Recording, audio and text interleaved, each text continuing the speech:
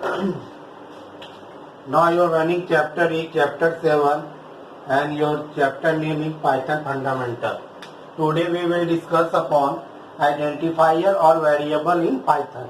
यानी कि Python language में वेरिएबल या आइडेंटिफायर क्या होते हैं। हालांकि ये तो मैं ऑलरेडी आपको बता चुका हूँ कि वेरिएबल क्या होता है कि एक नेम होता है जिसमें हम कोई भी वैल्यू स्टोर करते हैं।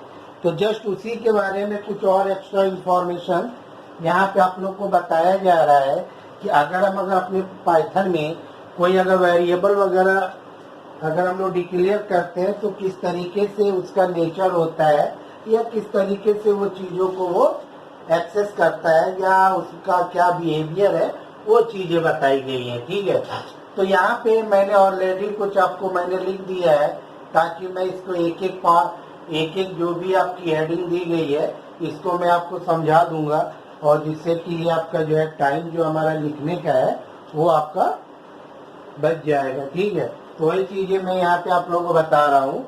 तो यहाँ पे कह रहा है कि variable is a name given to memory location, यानी कि हमें पता है कि मेमोरी में बहुत सारी फाइलें होती हैं, मेमोरी में बहुत से स्पेसेस होते हैं। जब भी अगर हम कोई भी फाइल वगैरह कोई भी सॉफ्टवेयर या कोई भी चीज़ें अगर हम मेमोरी में अगर हम लोग इंस्टॉल करते हैं तो वो जो स्पेस होता है उस स्पेस पे वो स्टोर होता है और उस स्पेस पे कोई ना कोई जो फाइल है या सॉफ्टवेयर है या जो भी चीज़ है उसका उस जगह का नाम दे दिया जाता है। इसी तरीके से अगर हम अपने पाइथन प्रोग्राम में जब वेरिएबल वगैरह जब डिक्लेयर करेंगे तो वेरिएबल में क्या होती है, वैल्यू होती है और ये वैल्यू कहाँ पे स्टोर होती है, मेमोरी में होती है। तो इसी तरीके से हम लोग जो नाम देते हैं वो उस मेमोरी में जाके क्रिएट हो जाता है, बन जाता है। कह रहा है in Python there is no need to specify the data type of variable. ठीक है, कहा जा रहा है कि अगर आप लोगों में से अगर किसी स्टूडेंट ने सी या सी प्लस वगैरह सी प्लस प्लस अगर आप लोगों ने अगर पढ़ा होगा तो आपको पता होगा कि जितने भी तरीके के प्रोग्रामिंग लैंग्वेज हैं सभी प्रोग्रामिंग लैंग्वेज में वैल्यू को स्टोर करने के लिए हमें वेरिएबल को डिक्लेयर करना पड़ता है। लेकिन अगर पाइथन में अगर हम लोग इसकी बात अगर हम लोग देखें तो पाइथन लैंग्वेज में ये कह रहा है कि आपको वेरिएबल डिक्लेयर करने की कोई जरूरत नहीं है। यानी कि जैसे कि अगर आप लोगों को ये पता होगा जैसे कि हमने यहाँ पे अगर INT अगर ए मैंने लिख दिया तो ए एक वेरिएबल हो गया जो किस टाइप का हो गया, इंटीजर टाइप का हो गया। इसी तरीके से जैसे मैंने लिख दिया फ्लोट बी तो बी एक वेरिएबल हो गया जो किस टाइप का हो गया, और इसी तरीके से हमने लिखा कैरेक्टर सी। तो यानी कि ये तीन आपके वेरिएबल हो गए। कौन सा वेरिएबल किस डेटा टाइप का है वो जो है दूसरे प्रोग्रामिंग लैंग्वेज में हमको डिक्लेयर करने की जरूरत होती है, लेकिन आपके पाइथन में ये सब जरूरत नहीं होती है। पाइथन में ये कहता है कि आप सिर्फ खाली वेरिएबल का नाम लिख दीजिए और उसकी आप जो है वैल्यू आप उसको दे दीजिए, वो क्या करेगा तो ऑटोमेटिकली जो है वो वेरिएबल उसी टाइप का हो जाएगा, उसके अंदर जिस टाइप की वैल्यू स्टोर की गई है। इसीलिए वेरिएबल जो पाइथन के जो वेरिएबल होते हैं उसको डायनेमिक टाइपिंग कहते हैं। डायनेमिक टाइपिंग क्यों कहते हैं ये मैं आपको आगे में बताऊंगा। ठीक है, इस तरीके से आप यहाँ पे समझ लीजिए। तो यहाँ पे ये कह रहा Python automatically get data type, मतलब जो वेरिएबल है वो किस टाइप का होगा वो अपने आप वो ऑटोमेटिकली वो अपने आप को वो समझ लेगा कि मैं यहाँ पे इस टाइप का हूँ, और अगले स्टेटमेंट में अगर कोई दूसरी टाइप की वैल्यू दी जाती है तो ऑटोमेटिकली वो कन्वर्ट हो जाता है। तो देखिए Python automatically get data type depending upon the value assign to a variable, यानी कि वैल्यू असाइनमेंट इसको कहा जाता है। असाइनमेंट का मतलब होता है अगर कि कोई भी वैल्यू अगर वेरिएबल में अगर कोई वैल्यू अगर स्टोर करते हैं तो इस प्रोसेस को कहा जाता है असाइनमेंट। ऐसा इसको कहा जाता है कि to store the value in a variable, इसी को आप कह सकते हैं to assign the value to a variable. ठीक, टू ए वेरिएबल तो so variable in Python are known as dynamic typing, यानी कि तो इसीलिए जो है पाइथन में जितने भी जो वेरिएबल होते हैं वो डायनेमिक टाइपिंग के होते हैं। डायनेमिक मीन्स यहाँ पे ये चीज होता है कि वो जिस टाइप का है वो उसी टाइप का वो वहाँ पे वो ले लेगा, वो उसी टाइप का वो बन जाएगा। तो इसीलिए यहाँ पे ये कहा गया है कि इसको हम लोग डायनेमिक कहते हैं। और अगर किसी मैंने बता दिया, जिन्होंने सी या सी प्लस प्लस पढ़ा होगा, तो वो क्या होता है कि वेरिएबल को डिक्लेयर किया जाता है, जैसे कि अदर लैंग्वेज में, तो जैसे आपने कहा इंटीजर ए, यानी ए को आपने क्या डिक्लेयर किया, इंटीजर। अब ये पूरे प्रोग्राम में ए को आप किसी और टाइप का डिक्लेयर नहीं कर सकते। अगर किसी ने ये लिखा फ्लोट बी, यानी कि बी किस टाइप का हो गया, फ्लोट टाइप का। इसी तरीके से किसी ने लिखा कैरेक्टर सी, तो सी हमारा किस टाइप का हो जाएगा, कैरेक्टर टाइप का। लेकिन पाइथन में ये डेटा टाइप देने की जरूरत नहीं है, सिंपल सा आप वैल्यू दे दीजिए, ये वाला साइन लगा के हम लोग उसमें क्या करते हैं, कोई वैल्यू स्टोर करते हैं, ठीक है। तो यहाँ पे देखिए क्या है, पाइथन में जो वेरिएबल जो होता है वो थोड़ा सा दूसरे टाइप से वो यहाँ पे बिहेव करता है, ठीक है। वो किस हिसाब से करता है वही चीजें यहाँ पे हम आपको बता रहे हैं, ठीक है। उसको आप लोग समझने की कोशिश कीजिए। देखिए, memory has value at defined memory location and each memory location has a memory address. जो भी वैल्यू आप लोग प्रोग्राम में आप लोग देते हैं, जो भी वैल्यू जिस तरीके का भी वैल्यू देते हैं, तो क्या होता है कि पाइथन का इंटरप्रेटर क्या करता है कि वो वैल्यू को वो स्टोर कर देता है मेमोरी में। जैसे मान लीजिए कोई वैल्यू 24, 25, 26, 27, 28, 29, 30 या 31, इस तरीके से ये कोई वैल्यू दी गई है, ठीक है। तो ये आपकी वैल्यू है, इसको हम लोग क्या कहते हैं, वैल्यू। इसको हम लोग क्या कहते हैं, तो जहाँ पे ये वैल्यू स्टोर है उसका हम लोग ये एड्रेस है। मैंने बताया ना कि जितने भी मेमोरी में जो सेल्स होते हैं, जो स्पेस होते हैं, उनकी एक वैल्यू होती है, वैल्यू एट एड्रेस। यानी कि ये आपकी वैल्यू है 24, 25, 26, ये आपकी वैल्यू है, और इसके नीचे जो दिया गया है वो उसका एड्रेस है। अब इसको समझिए कि क्या होगा, when you give the statement age equal to 25, ठीक है, एज इक्वल यानी एज एक यहाँ पे वेरिएबल है जो हम अपने प्रोग्राम में लिखे हुए हैं। तो उस केस में क्या करेगा कि कंपाइलर क्या करेगा, एक मेमोरी लोकेशन बनाएगा, और उस मेमोरी लोकेशन का नाम क्या देगा, एज, ठीक है ना। एज में वैल्यू क्या है, 25, तो 25 जिस मेमोरी 25 जहां पे भी स्टोर होगा मेमोरी लोकेशन में, उसका जो एड्रेस है, उसका जो रेफरेंस है, वो यहाँ पे दे देगा वो। जैसे मैंने क्या कहा, एज इक्वल टू 25, तो 25 का मतलब 25 ये है, यानी कि ये एज जो है किसका रेफरेंस ले रहा है, 25, और 25 में है क्या यहाँ पे 3000, यहाँ पे क्या 3000। तो देखिए इसमें होता क्या है कि आगे आपको बताया जाएगा कि दो तरीके के डेटा टाइप होते हैं, म्यूटेबल और इम्यूटेबल। लेकिन इसमें आप लोग समझने की कोशिश कीजिए, क्योंकि ये थोड़ा सा दूसरे प्रोग्रामिंग लैंग्वेज से अलग थोड़ा सा पाइथन के वेरिएबल में बिहेव करता है। क्योंकि अदर प्रोग्रामिंग लैंग्वेज में क्या होता है कि अगर हम लोग लिखते हैं एज इक्वल टू 25, तो वो एक एज बना देगा और उसके अंदर क्या डाल देगा, 25, डायरेक्ट इसके अंदर 25 डाल देगा, और ये मान के चलो 3000 है, तो ये तो वेरिएबल का नाम हो गया, ये उसकी वैल्यू हो गई, ये उसका एड्रेस हो गया। ये आपका सी या सी प्लस प्लस वगैरह में होता है, लेकिन पाइथन में ऐसा नहीं होता। पाइथन में क्या होता है कि जो भी पाइथन में जो भी प्रोग्राम में जो वैल्यू दी गई है, वो वैल्यू जो है वो अलग कहीं स्टोर होती है, मेमोरी में ही कहीं ना कहीं स्टोर होगी, उसका कोई ना कोई रेफरेंस होगा, उसका कोई ना कोई एड्रेस होगा। तो जब भी अगर हम यहाँ पे लिखेंगे एज इक्वल टू, जैसे मैंने कहा 25, तो एक एज नाम का वेरिएबल तो बनेगा, ठीक है। अब उसके अंदर क्या स्टोर किया गया, 25, तो 25 जो है यहाँ पे है, यानी कि 25 यहाँ पे है, तो ये एज इसका रेफरेंस ले लेगा। जब भी एज को एक्सेस करेंगे तो वो 3000 मतलब क्या, ये किसी न किसी मेमोरी का एड्रेस ले रहा है, उस एड्रेस की वैल्यू उठा लेगा 25। तो ये सब ज्यादा आपको डिटेल में जाने की जरूरत नहीं है, बस खाली आप इतना याद रखिए कि अगर एज इक्वल टू 25 दिया है, तो अगर आप इसको कहीं पे यूज करेंगे, प्रिंट कराएंगे, डिस्प्ले कराएंगे, तो 25 ही देगा। वो 20 खाली यहाँ पे हम आपको सिर्फ खाली मैं ये समझाने की कोशिश कर रहा हूँ कि जो भी वेरिएबल हम पाइथन में हम लोग बनाते हैं उस वेरिएबल में कोई वैल्यू स्टोर करते हैं या उसको असाइन करते हैं तो वो वैल्यू जो है मेमोरी में कहीं ना कहीं स्टोर होती है और वो मेमोरी में किस एड्रेस पे स्टोर हुआ वो एड्रेस यानी कि उसका जो है उसका रेफरेंस जो है इसको दे देता है।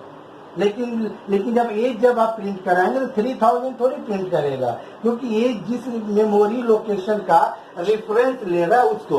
तो देखिए यहाँ पे कह रहा memory has value at defined memory location and each memory location है जब मेमोरी एड्रेस। तो ये देखिए ये आपके मेमोरी लोकेशन है, इन मेमोरी लोकेशन में ये वैल्यूज है, इन मेमोरी लोकेशन का एड्रेस आपका ये है। तो यहाँ पे कह रहा when you give the statement age equal to then age will be created as a label.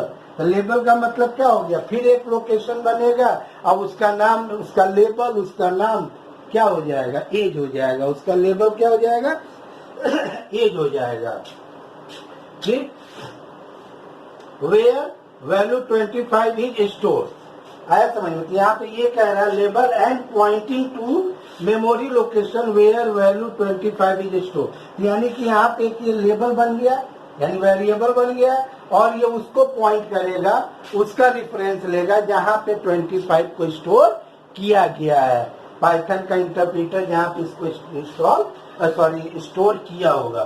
तो यहाँ पे कहा गया the variable is now referencing to the memory location 2000 that have value 25। ठीक है, तो एक्चुअली ये 2000 नहीं होगा क्योंकि 25 है तो यहाँ पे ये 3000 होगा। इसको मैं यहाँ पे क्या दे दिया 3000। द वेरिएबल हैज नाउ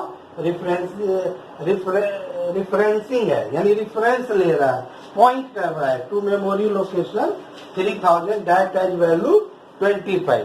तो यहाँ पे बस ये चीज आपको याद रखना है कि जो भी वेरिएबल हम लोग डिक्लेयर करेंगे उसमें जो हम वैल्यू स्टोर करेंगे वैल्यू कहीं ना कहीं वहाँ स्टोर होगा आपके मेमोरी लोकेशन में और वो जहाँ पे भी स्टोर होगा उसका जो रेफरेंस है यानी उस पर्टिकुलर वेरिएबल को दे दिया जाएगा। जैसे कि एक हम दूसरा एग्जांपल बता रहे हैं, जैसे कि ये चीजें आपको समझ में आ गई होंगी तो अब मैं इसको हटा रहा हूँ ताकि मैं आपको और भी अच्छे तरीके से मैं इसको समझा सकूं कि क्या है। अब यहाँ पे देखिए, अब जैसे कि मैंने इसको हटा दिया और यहाँ पे जैसे कि मैंने आपको बता रहा हूँ इसको आप समझने की कोशिश कीजिए।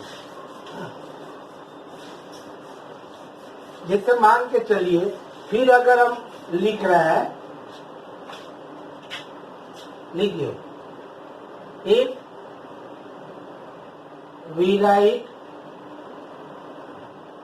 इफ की जगह लिखिए व्हेन, इसके बाद व्हेन वी राइट स्टेटमेंट। अब यहाँ पे देखिए इसको समझ में आ जाएगा। मैंने कहा एज इक्वल टू 30, अब मैंने क्या बोला एज इक्वल टू 30। तो देखिए उस केस में क्या होगा, एज तो ये बना हुआ है, एज ये बना हुआ है तो एज में अभी क्या है, एज में इससे पहले क्या था 25। लेकिन इस लाइन में आपने क्या किया कि एज में क्या कर दिया, आपने कोई दूसरी वैल्यू आपने दे दिया। क्या दे दिया, कोई दूसरी वैल्यू आपने दे दिया। तो एज इक्वल टू 30 आप दे दिया तो इसका मतलब कि एज तो यही तो रहेगा ही। ठीक है, अब यही जो एज है, अब यही जो एज है यहाँ पे देखिए, यही जो एज है जो अभी 3000 को पॉइंट कर रहा था अब वो किसको पॉइंट करेगा। मैं इसको हटा दे रहा हूँ ताकि आपको ये समझ में आ जाए। ठीक है, अब यहाँ पे देखिए जो ये 3000 को ले रहा है, चलिए हम यहाँ पे दे रहा है जैसे कि ये एज है, एज अभी रिफरेंस किसका ले रहा था, इसका ले रहा था, यानी इसके अंदर कितना था 3000, इसी का ये रिफरेंस ले रहा था ना। ये देखिए ये ठीक 3000 को ले रहा था। ठीक है, अब वही कह रहा when we write statement age equal to 30, तो इसका मतलब ये हो गया कि ये हो गया ये। तो अब क्या करेगा कि अब ये रेफरेंस यहाँ से हट जाएगा, इसके साथ जो कनेक्शन था वो हट जाएगा और इसकी जगह पे क्या आ जाएगा, ये 9000। जब आप प्रिंट एज देंगे तो वो जिसका ये रेफरेंस ले रहा था उसको अब ये क्या करेगा, ये प्रिंट करेगा। आया समझ में। तो यहाँ पे हो गया तो यहाँ पे हम लिख देते हैं द वेरिएबल एज, यहाँ पे हम लिख देते हैं the variable age will not having same, यहाँ पे समझ लीजिए same memory location as earlier, जो इससे पहले जो था तो वो अब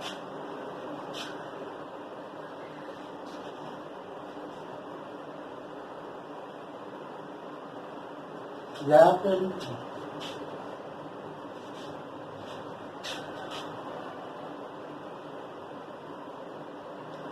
एज प्रीवियस लिख देते हैं। तो कहता variable age will not having the same memory location as previous, it will now refer to value 30। अब ये क्या कर रहा है, अब ये उस लोकेशन वाले को रेफर करेगा जहां पे वैल्यू क्या लिखा हुआ है 30, यानी कि विच is at different memory location, ठीक। तो अब यहाँ पे देखिए, यहाँ पे ये चीजें समझ, तो अगर यहाँ पे अगर हम इसको थोड़ा सा और अगर हम यहाँ पे अगर चेंज कर दें ताकि आप लोग को और अच्छे तरीके से समझ में आ जाए, तो अगर हम यहाँ पे लिख दें, यहाँ पे हम लिख देते हैं नाउ, ठीक है। तो अब आपको और अच्छे तरीके से समझ में आएगा। नाउ वेरिएबल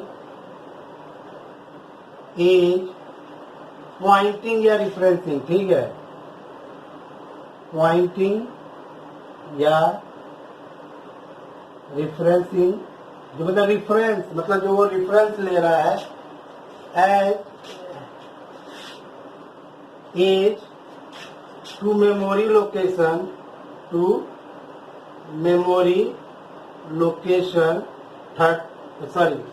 है ना, तो यहाँ पे 8000 मेमोरी, यहाँ पे 30 मैंने स्टोर किया है, यानी कि 8000 दैट एज वैल्यू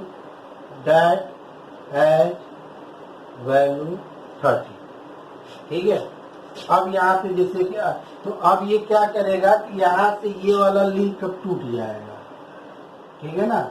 अब एज जो है, अब ये एज जो है ये अब आपका किसका रेफरेंस लेगा, ये इसका लेगा। ये चीज ये होता है पाइथन के वेरिएबल में। तो पाइथन के वेरिएबल में बस खाली आपको इतना आपको समझना है कि जब जब उस वेरिएबल की वैल्यू चेंज करेंगे, तब जितनी बार हम वेरिएबल की वैल्यू चेंज करेंगे उतनी बार उस वेरिएबल के अंदर जो रेफरेंस है जो वो चेंज होता जाएगा। जैसे कि अभी 10 है तो वो 10 जहाँ पे स्टोर हुआ होगा उसका रेफरेंस लेगा। अगर 20 दे देंगे तो 20 जहाँ स्टोर हुआ होगा उसका रेफरेंस लेगा। 40 देंगे तो 40 जहाँ पे स्टोर हुआ होगा उसका वो रेफरेंस लेगा। मतलब पाइथन में वैल्यू कहीं और स्टोर होती है और जब वेरिएबल में कोई वैल्यू स्टोर किया जाता है तो सिंपल सा पाइथन का इंटरप्रेटर जहाँ जो वैल्यू दिया गया उस वैल्यू से उसका लिंक कर देता है, रेफरेंस दे देता है, उसको पॉइंट करा देता है। तो जैसे अभी तक अगर एज इक्वल टू 10 दिया है तो एज अभी 10 वाले को पॉइंट कर रहा है। जैसे ही हम एज की वैल्यू 50 देंगे तो वो वहां से उसका लिंक हट जाएगा, फिर एज किसको पॉइंट करने लग जाएगा, 50 वाले को। देखिए इसे देखिए, इससे पहले 10 था तो 2000 था। अब देखिए यहीं पे लिखा हुआ ना, when we write statement age equal to 30, तो यहाँ पे क्या दिया, the variable age will not having the same memory location, यानी कि एज जो है अब वो सेम मेमोरी लोकेशन जो एज के अंदर जो वैल्यू है, तो अब ऐसा नहीं है कि 2000 है, सॉरी 3000 है, तो वैसा नहीं कि 3000 की वैल्यू 30 हो जाएगी, नहीं, इसकी वैल्यू जो है वो वही रहेगी, बस इसका लिंक खाली चेंज हो जाएगा। वही कह रहा है, the variable age will not having same memory location as previous, it will now refer to value 30 which is at the different memory location, यानी कि यहाँ पे वो और अदर प्रोग्रामिंग लैंग्वेज में क्या होता है, यही तो चेंज हो जाता है। मेमोरी लोकेशन वही रहती थी लेकिन वैल्यू खाली चेंज हो जाती थी। इसमें क्या है कि जहाँ पे वो वैल्यू स्टोर होती तो यहीं पे लिखा हो नाउ वेरिएबल एज पॉइंटिंग या referencing as to memory location that as value 30। तो बस आपको ये चीज खाली आप लोग को पता होना चाहिए। जैसे और हम लोग आगे बढ़ेंगे वो चीजें आपको समझ में, आपको और अच्छे तरीके से आपको समझ में आ जाएगी। ठीक है, तब आइए वेरिएबल से रिलेटेड आगे की चीजें हम लोग देख रहे हैं। तो ये चीजें मेरे हिसाब से आप लोग को समझ में आ गई होगी। ज्यादा इसमें आपको डिटेल में जाने की जरूरत नहीं है, बस आप इतना खाली समझ लीजिए कि आपने एज में जो वैल्यू आपने दे दिया है, प्रिंट कराएंगे, एक्सेस करेंगे, यूज करेंगे तो वही वैल्यू आएगी। सिर्फ खाली आपको अगर पूछा जाता है तो आपको बताना है कि जब भी पूछेगा कि पाइथन में अगर वेरिएबल डिक्लेयर करते हैं तो किस तरीके का उसका बिहेवियर होता है, तो सिंपल सा कहिए कि जितनी बार वैल्यू चेंज करेंगे उतनी बार उसका जो है मतलब उतनी बार उसका जो है रेफरेंस या पॉइंटिंग एड्रेस उसका चेंज होता रहेगा। ठीक है, अब देखिए दूसरा पॉइंट है असाइनिंग। देखिए आ गया असाइनिंग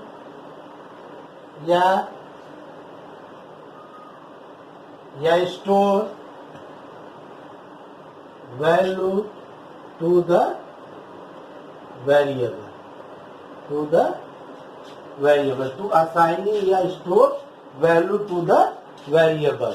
इसका मतलब अगर कोई वेरिएबल में कोई वैल्यू अगर हम लोग स्टोर करना चाहते हैं तो तो उसके लिए किसका यूज करते हैं, इसका। ये ऑपरेटर है, आगे ये आपको बताया जाएगा। ठीक है, तो अब देखिए मैं आप लोगों को सिंटैक्स बता रहा हूँ जिसको आप लोग सब कहते थे कि रूल। तो यहाँ पे आपका होगा वेरिएबल नेम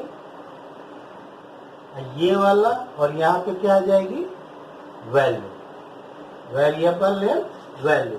जैसे एग्जांपल a इक्वल टू आपने क्या दे दिया, यहाँ पे 10 दे दिया, यहाँ पे हमने b इक्वल टू हमने क्या दे दिया 15.8 दे दिया। ठीक है, और यहाँ पे हमने क्या दे दिया सिटी इक्वल टू हमने दे दिया न्यू दिल्ली, यहाँ पे हमने क्या दे दिया न्यू दिल्ली। ठीक है, तो यहाँ पे देखिए, तो अगर देखिए ये बता देते हैं कि ये एक सिंबल यूज होता है फॉर कमेंट, ये कमेंट के लिए यूज होता है। तो अगर आप जिस भी स्टेटमेंट के आगे अगर ये वाला साइन लिख देंगे तो ये एक कमेंट है, ये एक रिमार्क है, इसको कंपाइलर एग्जीक्यूट नहीं करेगा। ठीक है, तो जैसे हम देखिए हम आगे यहाँ पे कमेंट लिख देते हैं, यहाँ पे लिख दिया ए इज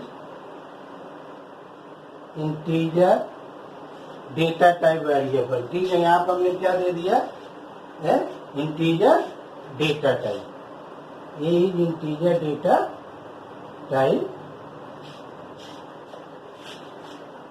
टाइप वेरिएबल। ठीक है, या यहाँ पे कह सकते हैं कि a इक्वल टू 10 है, तो इसका मतलब a क्या हो गया इंटीजर वेरिएबल हो गया। और आपने कैसे कहा कि ये इंटीजर हो गया, क्योंकि इसमें देखिए वैल्यू किस टाइप का है, कांस्टेंट वैल्यू किस टाइप का, इंटीजर है। इसी तरीके से यहाँ पे b is float data type variable, इसी तरीके से यहाँ पे क्या लिख देंगे city is string data type variable. ठीक, अब यहाँ पे चाहे तो लिख दीजिए ए इज इंटीजर वेरिएबल, अभी तक B is float variable, C is string variable.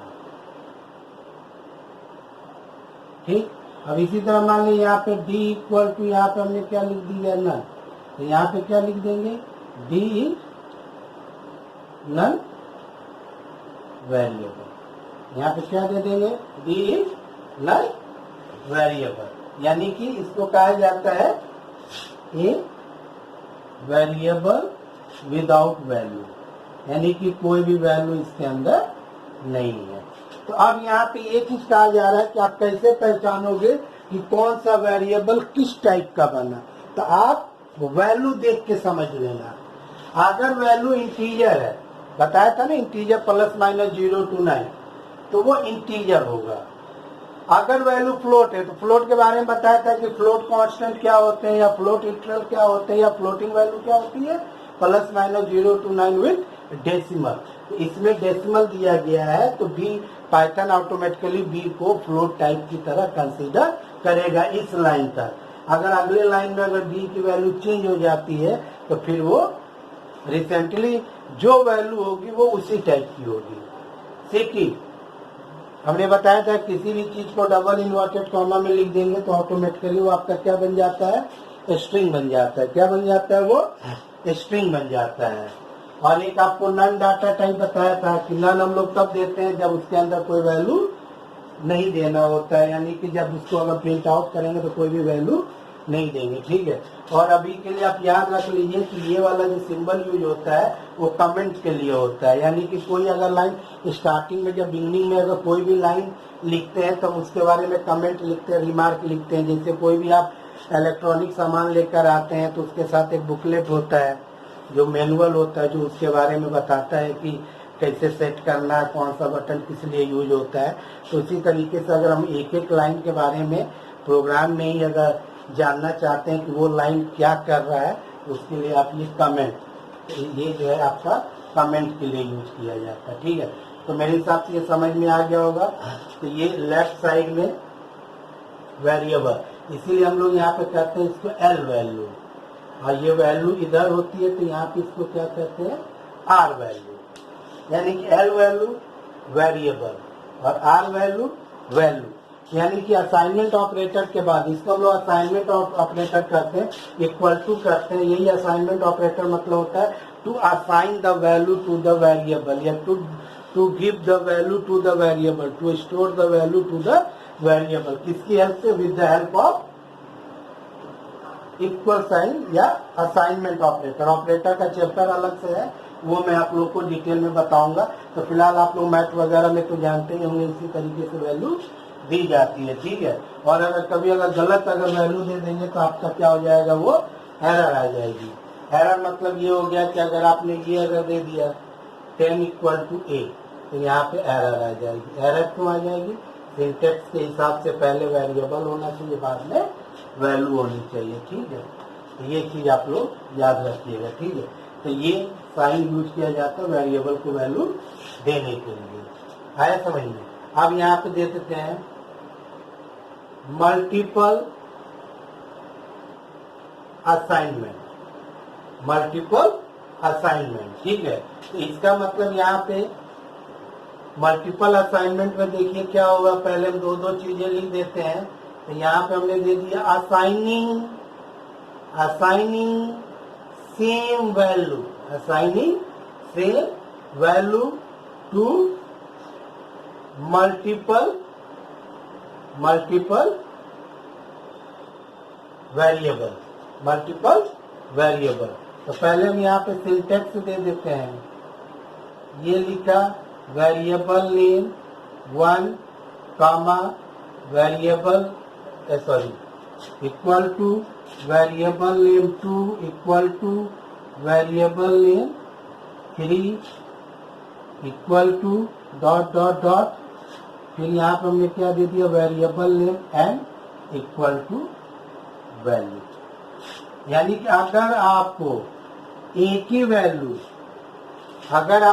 He value जो है मल्टीपल वेरिएबल को अगर आपको देना है तो पाइथन में ये फैसिलिटी दिया गया है कि आप ये काम कर सकते हैं। जैसे फॉर एग्जांपल देखिए, मैंने कहा a = 10, b = 20, c multiple variable में सेम वैल्यू चाहिए ना। तो जैसे कि मैंने यहाँ पे लिखा a = 10, b = 10, c = 10। आप इन तीनों की जगह पे आप ऐसे लिख दीजिए, क्या, a = b = c = 10।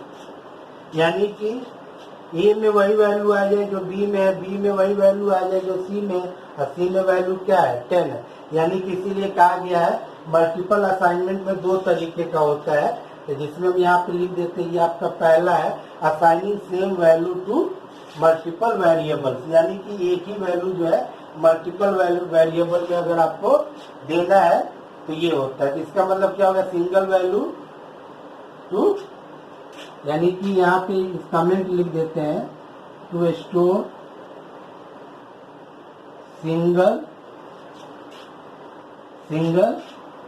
Value to multiple variable,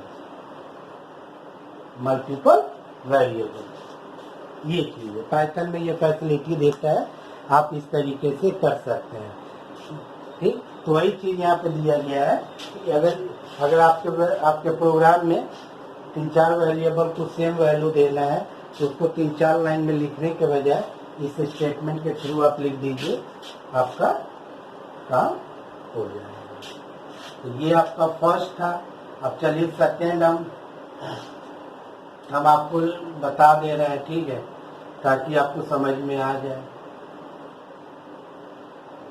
ये चीज आपको समझ में आ गई होगी, तो हम इसको हटा के हम इसको इधर लिख दे रहे हैं, ठीक है, ताकि आप लोग समझ में आ जाए।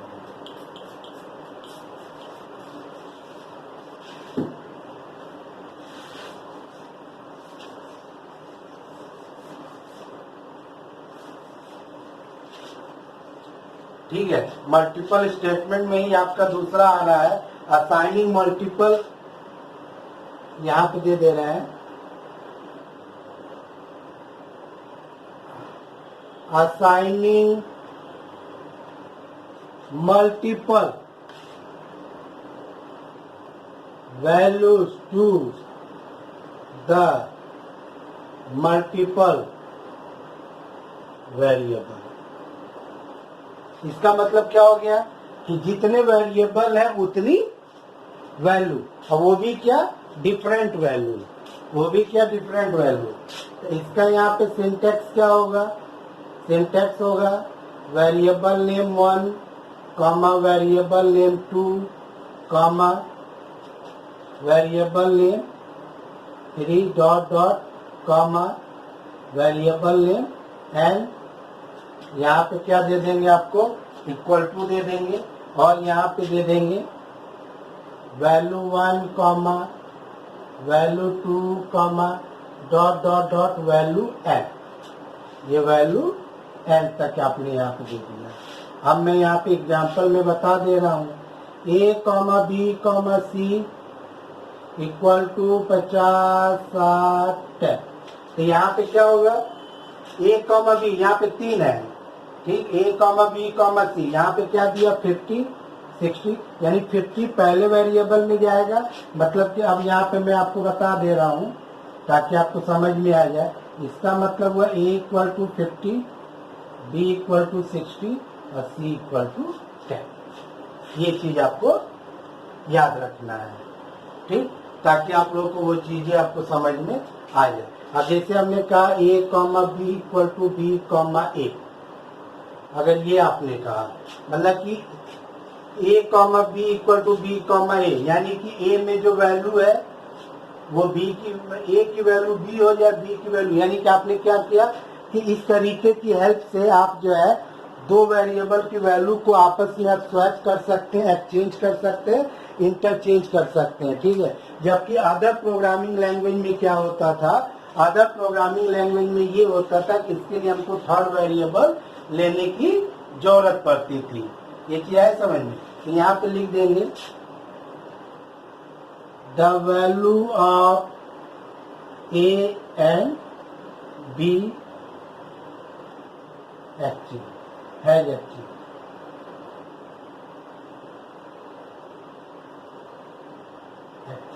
यानी कि क्या हो गया, वापस में ये दोनों वैल्यू क्या हो गई, ये एक्सचेंज हो गई, ठीक। इस तरीके से हम लोग दे सकते हैं। तो दो तरीके का है असाइनमेंट, मतलब मल्टीपल स्टेटमेंट के केस में अगर आपको सेम वैल्यू मल्टीपल वेरिएबल को देना है तो इक्वल टू का साइन लगाएंगे, और डिफरेंट वैल्यू अलग अलग मतलब कि अलग अलग वेरिएबल को डिफरेंट वैल्यू देना है तो कॉमन लगाएंगे, अदरवाइज एरर आ जाएगी। अदरवाइज एरर कैसे आएगी, यहाँ पे देखिए, जैसे मैंने कहा x comma Y equal to 50, यहाँ पे ये एरर आ जाएगी। यहाँ पे क्या आएगा, एरर आएगा, क्योंकि x कॉमा वाई यानी कि दो वेरिएबल है ना, तो दो वेरिएबल है तो यहाँ वैल्यू 2 होना चाहिए, क्योंकि आपने कॉमा लगाया है। तो कॉमा तब लगाते हैं सेपरेटर, और सेपरेटर कब लगाते हैं, जब एक से ज्यादा चीजों को आपस में उनको अलग करना, सेपरेट। और अगर इसी चीज को अगर आप सही करना चाहते हैं तो आपके पास दो ऑप्शन है, x comma Y equal to 50 comma, इस तरीके से दे दें तो ये आपका सही हो जाएगा, या इस तरीके से दे दीजिए x equal to Y equal to 50। इस केस में क्या होगा, x में भी वैल्यू 50 चली जाएगी, y में भी वैल्यू 50 चली जाएगी। या इस एरर को सही करना तो दो ऑप्शन है आपके पास, कॉमा के साथ चल रहा है तो दो वैल्यू दीजिए, इक्वल टू के साथ चल रहा है तो एक वैल्यू आप देंगे, ठीक है। तो ये चीजें आई होप आपको धीरे धीरे ये सब चीजें समझ में आ जाएगी, क्योंकि हम लोग इसी को क्या करेंगे, बराबर हमको प्रैक्टिस करना है, ठीक है। तो ये आपका था असाइनमेंट, किसी भी वेरिएबल को वैल्यू देना है तो इक्वल टू का साइन लगा के पहले वेरिएबल आएगा, सिंटेक्स आप लोग देख लीजिएगा, ठीक है ना। इसी सिंटेक्स को अगर अवॉइड करेंगे, जैसे मैंने यहाँ पे किया था, पाइथन आपका क्या दे देगा, यहाँ पे एरर दे देगा, ठीक है। अब वेरिएबल से रिलेटेड एक बात और है जो आपको एक चीज हम यहाँ पे बताना चाहते हैं, जो अदर प्रोग्रामिंग लैंग्वेज से ये थोड़ा सा वेरिएबल के केस में थोड़ा सा अलग तरीके से ट्रीट होता है।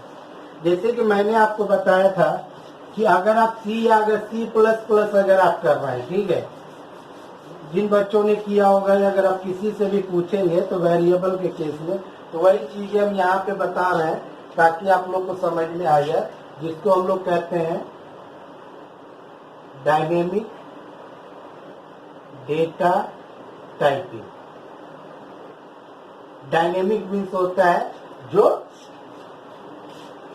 हर बार चेंज होता रहे, कोई ऐसी सिचुएशन आएगी वो ऑटोमेटिकली क्या होगा, चेंज हो जाएगा। देखिए यहाँ पे क्या है, इन C++, जावा या और भी जो प्रोग्रामिंग लैंग्वेज है, तो मुझे इस तरीके से लिखना पड़ता था,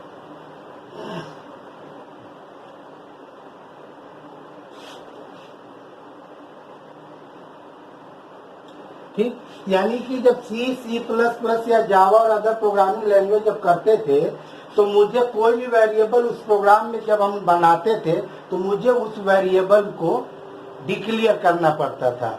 मतलब डिक्लेरेशन का मतलब यहाँ पे ये होता है कि मुझे बताना पड़ता था कि मैंने अपने प्रोग्राम में किस किस नाम से वेरिएबल लिया है और वो किस टाइप का है, इंटीजर टाइप का है कि फ्लोट टाइप का है कि कैरेक्टर। तो ये देखिए यहाँ पे ये इंटीजर है, अब पूरे प्रोग्राम तक ए में सिर्फ इंटीजर वैल्यू ही स्टोर होगी, फ्लोट वैल्यू अब इसमें स्टोर नहीं हो सकती है। अगर आप प्रोग्राम में जाके अगर 28.9 देंगे एरर तो नहीं आएगा, लेकिन अगर ये को अगर आप प्रिंट कराएंगे तो 28 ही देगा। यहाँ पे प्रिंट अगर ये देंगे तो यहाँ पे क्या देगा, ये 28 ही देगा, क्योंकि ऑलरेडी ये जो है किस टाइप का बन गया है, इंटीजर टाइप का। अब ये पूरे प्रोग्राम में हम ए के डेटा टाइप को, यानी ए जो जिस टाइप का वेरिएबल है, अब इसको हम किसी दूसरे टाइप का हम कन्वर्ट नहीं कर सकते हैं, ठीक है। लेकिन जो आपका पाइथन एक फ्लेक्सिबल लैंग्वेज है, तो फ्लेक्सिबल लैंग्वेज होने के कारण क्या होता है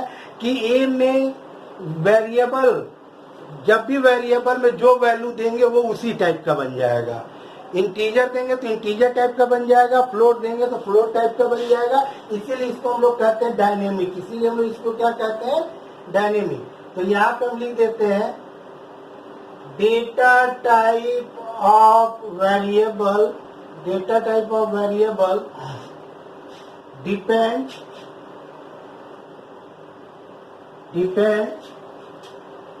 या change upon the value is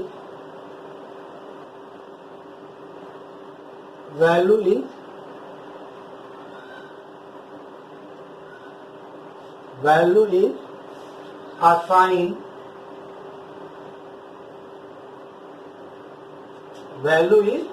assigned to a variable on every its next statement वही चीज है। तो हो सकता है कि सेकेंड लाइन में ए इंटीजर हो, 6 लाइन में जाके वही फ्लोट हो जाएगा। फ्लोट कब होगा? जब उसमें फ्लोट टाइप की वैल्यू हम लोग देंगे। ठीक है, अब जैसे कि एग्जाम्पल मैंने कहा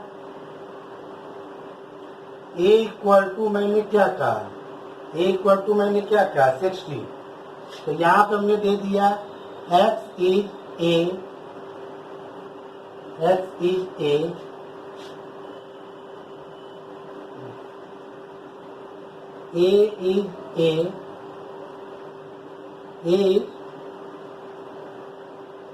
integer variable.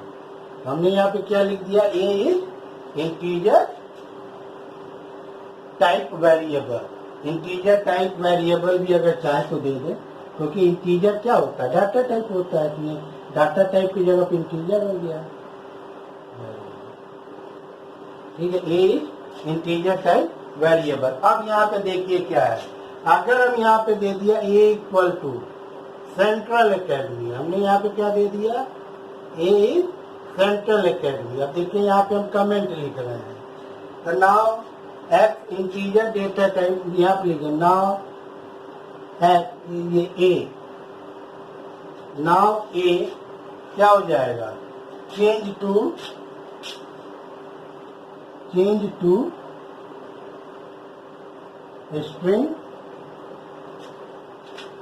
String data type variable. अब ये किस टाइप का बन जाएगा? स्ट्रिंग डेटा टाइप वेरिएबल बन जाएगा। आया समझ में? कहा? On just next line. तो कहने का मतलब है कि इस लाइन में ए क्या था? इंटीजर वैल्यू था, इंटीजर बन गया। अब जैसे ही ए में सेंट्रल एकेडमी देंगे वो automatically dynamic type data typing है, वो ऑटोमेटिकली वो वैल्यू के हिसाब से। तो यहाँ पे क्या करें? Now A change to string data type variable और नेक्स्ट लाइन। ठीक है, अब अगर यहाँ पे ए इक्वल टू, अब यहाँ पे दे दिया 16.9, तो अब यहाँ पे क्या हो जाएगा? नाउ ए बिकम फ्लोट टाइप वेरिएबल। ये डिपेंड करता है कि हर लाइन में आपने क्या दिया, क्या नहीं दिया। ठीक है, तो ये चीजें आप लोग को याद रखना पड़ेगा, अदरवाइज जो है आप लोग को कंफ्यूजन होगा। ठीक है, तो यहाँ पे वही चीज लिख दे रहा है, now programmer should be aware that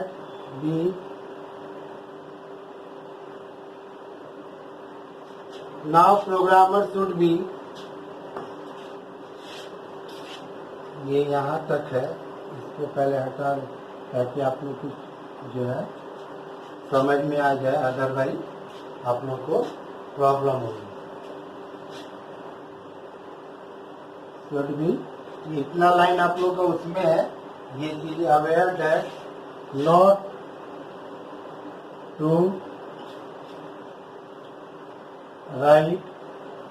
to write like this. जैसे कि मैंने यहाँ पे कहा y इक्वल टू a/5। जैसे कि मैं आपको थोड़ा सा समझाने की कोशिश कर रहा हूँ, आप इसको समझिए। जैसे कि मैंने कहा a equal to central academy, हमने b इक्वल टू दिया a/5। यहाँ पे ये एरर आएगा, यहाँ पे आपका क्या आएगा? ये एरर आएगा। एरर क्यों आएगा? बिकॉज स्ट्रिंग, ये है ना स्ट्रिंग है, can not be divided, can not be आपका क्या होगा वो डिवाइडेड। यहाँ पे देखिए क्या है कि हम आपको ये चीज बताने की कोशिश कर रहे हैं कि जैसे यहाँ पे a पे 60 था तो ये इंटीजर था, यहाँ पे आपका वो हो गया, यहाँ पे ये चीज हो गई, ठीक है। तो अब यहाँ पे वही चीज बताया जा रहा है कि जैसे कि a equal to central academy है, b इक्वल टू a/5 है। जैसे कि एक चीज और हम आपको बता दें ताकि आप लोग को समझ में आ जाए। जैसे कि मैंने यहाँ पे लिखा a इक्वल टू 100, यहाँ पे जैसे कि पहला लाइन ये लिखा, दूसरा लाइन ये लिखा और तीसरा लाइन, अब इस तरीके से समझिए डिटेल में। एक्चुअली हम इसको पुराना ये वाली वैल्यू मान के चल रहे थे, अब बाद में अपडेटेड वैल्यू ये माना, फिर ये माना। अब इसको समझिए। Now programmer should be aware that not to write like this. जैसे a इक्वल टू 100 दिया, बड़ी अच्छी बात है, इस लाइन तक a एक इंटीजर वेरिएबल है। आपने क्या किया, अगले ही लाइन में या 2-3 लाइन के बाद a को उठा के चेंज कर दिया किसी दूसरी वैल्यू से, और वो जो वैल्यू है वो स्ट्रिंग है, यानी कि स्ट्रिंग है, यानी कैरेक्टर टाइप की वैल्यू है। और आपको ध्यान नहीं था, आपको ध्यान यही था